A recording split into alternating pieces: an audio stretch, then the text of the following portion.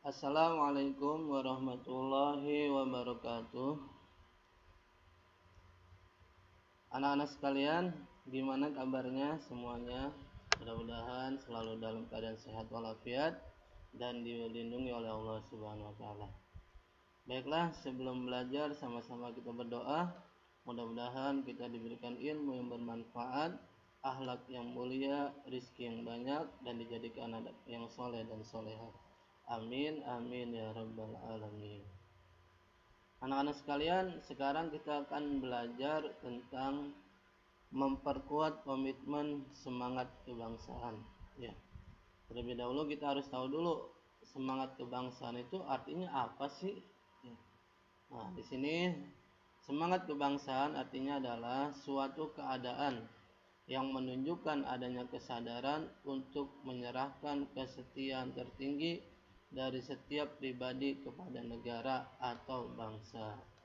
Jadi semangat kebangsaan artinya ya kesadaran untuk menunjukkan kesetiaan tertinggi di dalam yang tertanam dalam setiap warga negara untuk membela bangsa dan negaranya.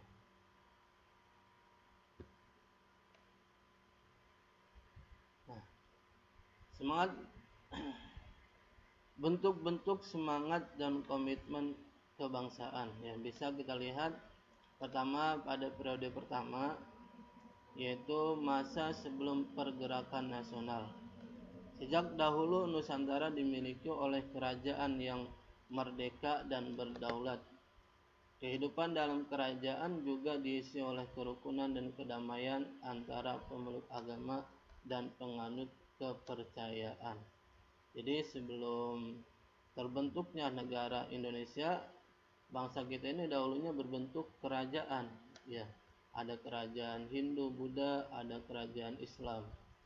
Nah, masing-masing kerajaan itu memiliki semangat dan komitmen kebangsaan untuk melindungi dan mempertahankan bangsanya dari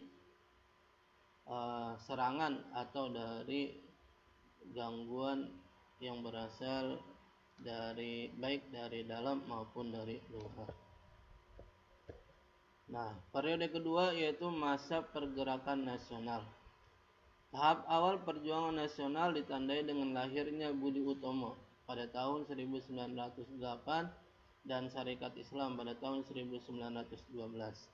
Dan pada tahun 1928 terjadilah Sumpah Pemuda yang merupakan manifestasi tekad dan keinginan bangsa Indonesia dalam meraih kemerdekaan pada tanggal 17 Agustus 1945. Ya. Jadi semangat kebangsaan pada masa pergerakan nasional itu diawali dari lahirnya Budi Utomo yang kemudian akhirnya melahirkan gerakan Sumpah Pemuda. Nah, dari Sumpah Pemuda inilah akhirnya tercapai kekuatan dan kesatuan nasional sehingga tercapailah kemerdekaan Republik Indonesia pada tahun 1945. Periode ketiga yaitu masa proklamasi dan perang kemerdekaan.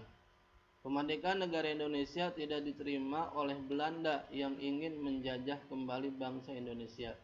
Mulailah bangsa Indonesia mempertahankan kemerdekaan dengan memperkuat semangat jiwa dan nilai-nilai juang serta sikap rela berkorban demi tanah air, bangsa dan negara. Ya, jadi setelah Indonesia diproklamirkan merdeka, negara Belanda tidak mau mengakui kalau Indonesia itu sudah merdeka. Bahkan mereka ingin kembali lagi menjajah bangsa Indonesia. Tetapi dengan tekad yang kuat dan semangat rela berkorban, bangsa Indonesia melawan tentara sekutu yang dipimpin oleh Inggris dan Amerika dan diboncengi oleh Belanda. Namun akhirnya mereka walaupun kuat, persenjataannya lengkap, dengan izin Allah alhamdulillah bangsa-bangsa penjajah tersebut bisa dikalahkan.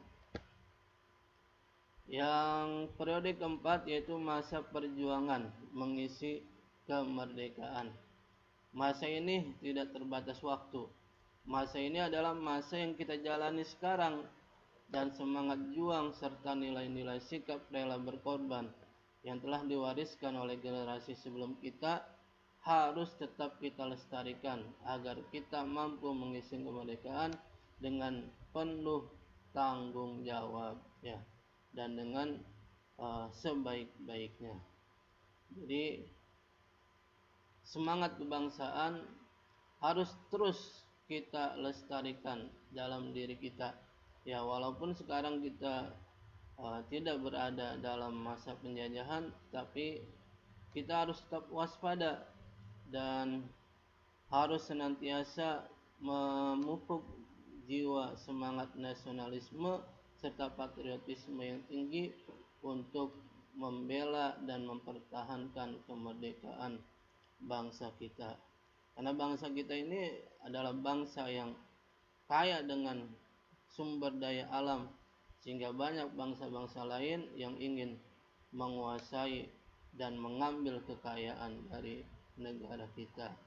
Mudah-mudahan kita semua bisa mengisi kemerdekaan ini dengan sebaik-baiknya dan bisa memajukan bangsa kita demi mencapai tujuan nasional, yaitu mencapai kemakmuran dan keadilan bagi seluruh rakyat Indonesia.